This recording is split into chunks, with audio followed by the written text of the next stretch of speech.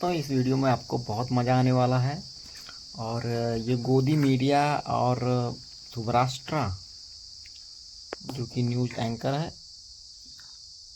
या फिर बीजेपी प्रवक्ता है, मैं नहीं जानता, इसका फैसला आप लोग ही करिएगा।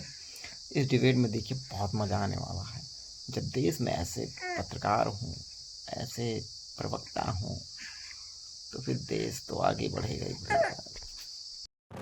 अच्छा समझ आया? नहीं।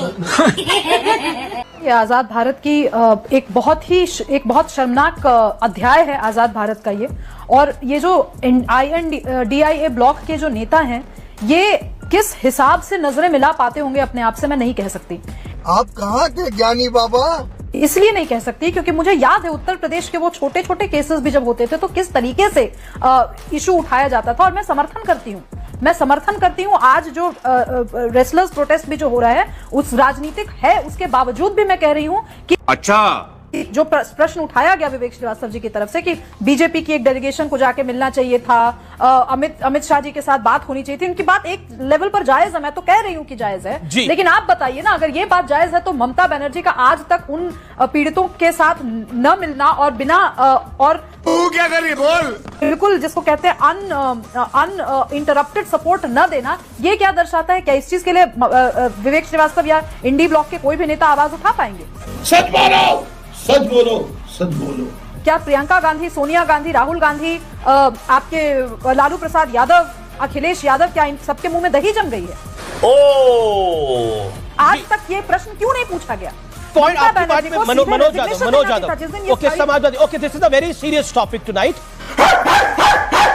ये बहुत गंभीर विषय है। Manoj Yadav, answer it. क्या आपको लगता है जो शुभराष्ट्रा ने सवाल उठाया है, जो फेमस कॉलमिस्ट एंड राइटर, एक वाजिब सवाल उठाया है, इंडिया अलायंस के नेताओं के मुंह में दही क्यों जमी है इस विषय को लेकर?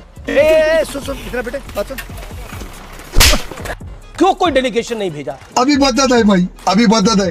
हाँ नहीं, आपने जी बिल्कुल सही कहा। आपने जो परिचय दिया शुभराष्ट्रा जी का, उसमें एक शब्द और जोड़ दीजिए, पूरी हार्ट और कोर से आप मेरे परिचय पर भी डिबेट करवा लीजिए। ये वाला परिचय आप का लोगों सबसे की जो आदत है। Ramesh ji, I am sorry,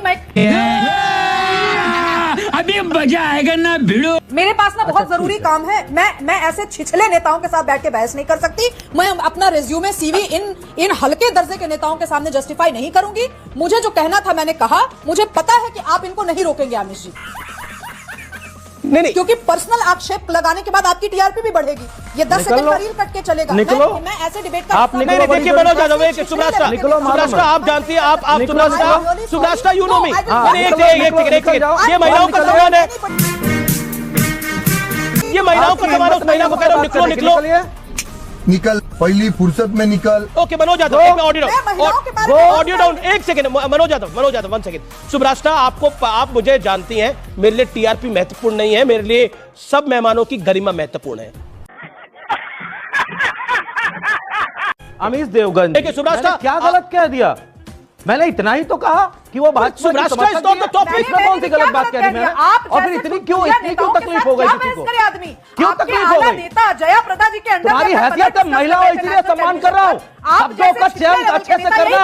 शुभराष्ट्रा जी महिला है, इसीलिए सम्मान कर रहा हूँ। 2 मिनट लगेगा मुझे जवाब देने में। मुझे मालूम है कितनी समझदार है।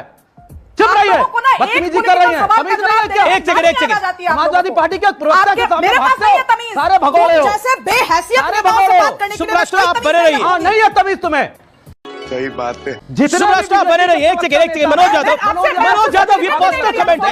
नहीं, एक सेकंड। क्यों? इस जीवन में किसी के सर्टिफिकेट की जरूरत नहीं। मेरा एक डरने की क्या बात है? मनोज यादव, और आप जैसे नेता को नहीं लगाता हूँ। मनोज यादव, डरने की क्या बात है? कोई नेता मेरे CV पे सवाल नहीं उठाएंगे। निकलिए, तुरंत जाइए। आपको अगर मुझसे डिबेट नहीं करनी है, कोई शौक नहीं है मुझे। नहीं, मनोज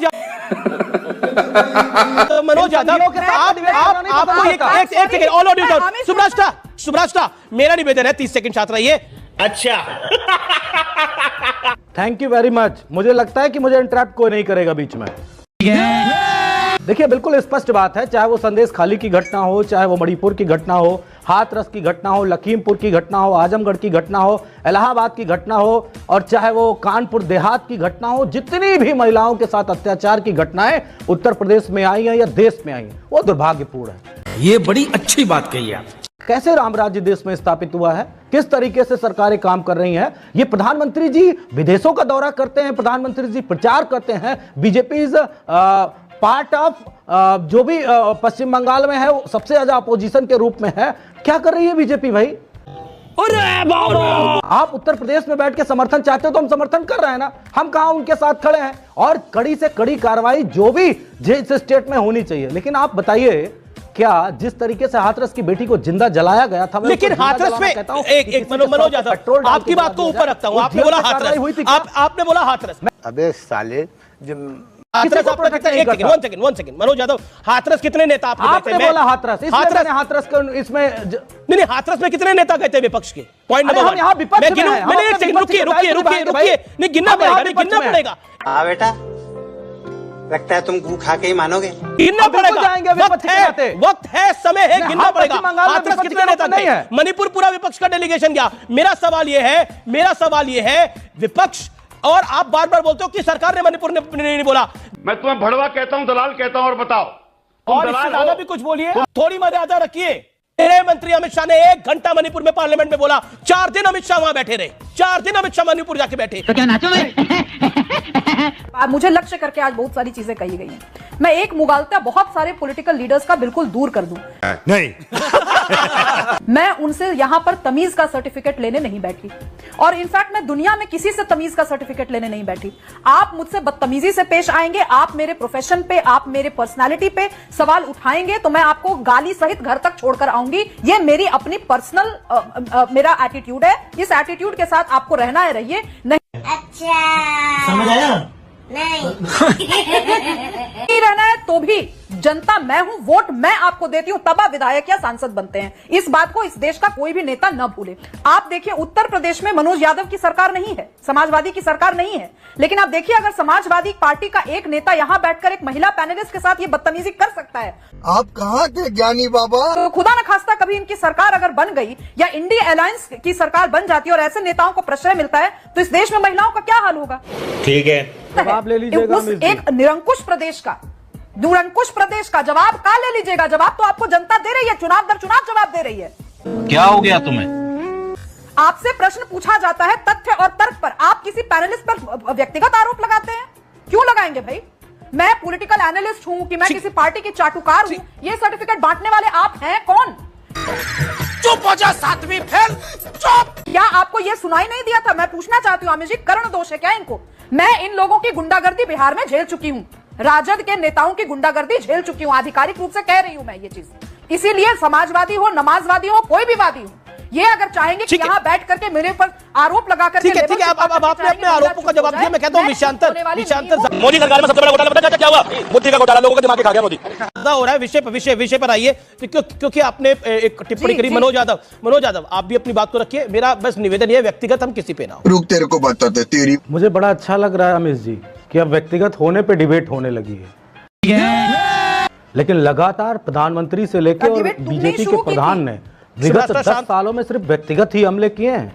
लेकिन ये बात मुझे लगता है समझना पड़ेगा बीजेपी को। शायद मैंने बहुत कम कहा है, और जो कुछ कहा है बहुत सोच समझ के कहा है, और मेरे जीवन का पहला प्रिंसिपल ये है कि मैं महिलाओं की सबसे ज्यादा रिस्पेक्ट करता हूं।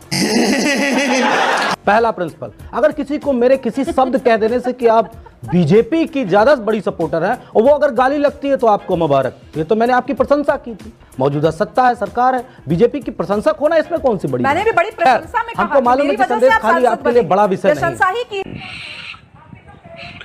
पॉलिटिकल विषय है। आपने व्यक्तिगत तौर पे मुझको बहुत। दोस्तों देखा होगा मनोज यादव ने, माफ़ कीजिएगा, किस तरह से इस चाटुकार पत्रकार को और ये बीजेपी की प्रवक्ता विश्लेषक राजनीतिक बनती है, लेकिन आप नहीं जानते हैं, सारे जितने भी विश्लेषक होते हैं वो भारतीय जनता पार्टी के दलाल होते हैं। इन दलालों को ठीक करने के लिए मनोज यादव, मनोज काका और राजकुमार भाटी ही पर्याप्त होते हैं। इन जैसे वो किसी आयुर्वेदिक डॉक्टर से लीजिए, बेहतर ये पसल हो रहा है, उसके लिए मैं कुछ नहीं। यही प्रवक्ता काफी है। समझ आया? मजा आया हो तो वीडियो को लाइक जरूर कर दें।